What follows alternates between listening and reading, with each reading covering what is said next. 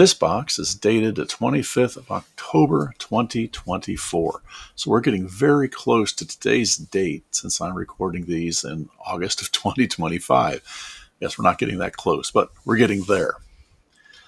This box contains books. I hope I didn't slice that book with a knife as I opened it up. This is an old book from Kalmbach about easy-to-build freight cars. There should be some inspiration in here for some of my freight car projects. And this is a book by Jeff Johnson on vintage steam locomotive repair, operation, and maintenance. That should be good. All right, these are more Central Valley things, and these look like they're more frames and floors. They go with the freight car book. Going to be building lots of freight cars. More American Limited diaphragms. And in this box, we have some Blair Line grade crossings and some Woodland Scenics posters.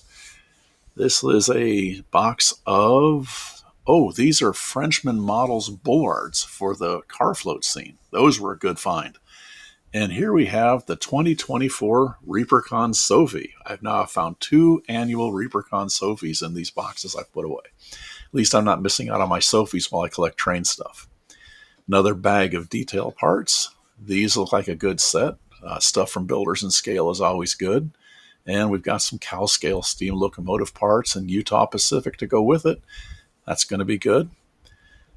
This right here is a small fountain kit. These are some KD trucks, some old Bettendorf T-section ones in old packaging. Not worried about it. KD products are top notch. I don't care how old they are. I will use them. And then I have a pair of Westerfield steel USRA boxcars. One of them is a door and a half. One of them is a single door. These are good kits to have, and I'm very excited to add those to my fleet. And look at all these KD number 500 Bettendorf trucks. Those will get used up. You can't ever have too many of those. They're like detail parts. This is a neat find. This is an undecorated Walthers model of the New York Central Flexi van. So I don't see those come up in undecorated very often. And beneath the Flexi vans was hiding this Tyco train car for the train car set with 3 multicolored tractors on it. And then these kits of the month are ones I think I was considering selling, but I decided to keep them, so they got boxed in here. Some Walthers brick sheet. This looks a lot better than the stuff I got from the train show in Sarasota. And some more Walthers modular kits. Now, these I know I didn't need. I have no idea why I'd buy another package of foundations and windows, but I did. Another baggie full of detail parts. Ooh, there's also some trucks inside that one.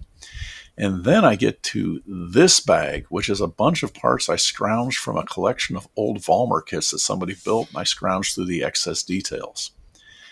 Roof and trim for DPM modular walls, and a DPM building. I can't tell which one it is. I couldn't read it. Well, I'm sure I'm going to use it in Centerville.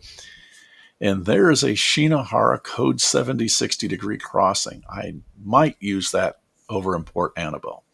These are detail parts for underneath passenger cars. I plan to cast copies of those in resin. And then I get to a Roundhouse undecorated car kit. And this, I believe, is just pretty much a basic 50-foot plug door boxcar, but I will paint that up for my railroad and use it in a fleet that's not representative of 1954. Oh, this is a Baldwin AS16 from Stewart. Now, this model came with 2 different drive mechanisms, either Athen or Cato, and I put off driving it until I found one with the Cato drive system. This runs beautifully, and it's going to be used to pull a small 2-coach commuter train. And that's going to be just a fantastic model. It is perfect for a 2-coach commuter train. I think that's the dog catcher kit from Woodland Scenics, and these are 4 DPM kits for the powerhouse windows. These are 4-story tall windows, and that will help with a view break.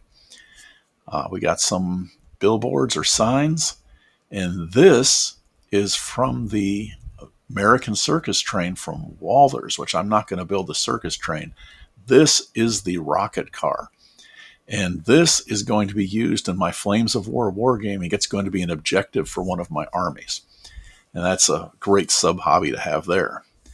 I think I've got about 8 more kits in the bottom of this box that are all going to be Roundhouse undecorated train cars.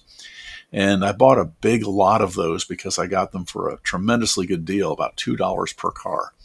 So it looks like a lot of cars, and it is, but I did get it at a tremendously good price. So that's only about $20 worth of stuff there. That's not too bad. And the last box inside the box this is a scenery casting. Now, this right here, I believe I'm going to use on the end of the grade that goes out of Port Annabelle to Upper Junction. And this is just a really neat looking casting of a hillside water tank. And of course, when I model it, it's going to look sort of abandoned, but it's got a lot of really good detail in it. I've never blended something like that into hillside scenery. It shouldn't be too difficult. I think it will look great.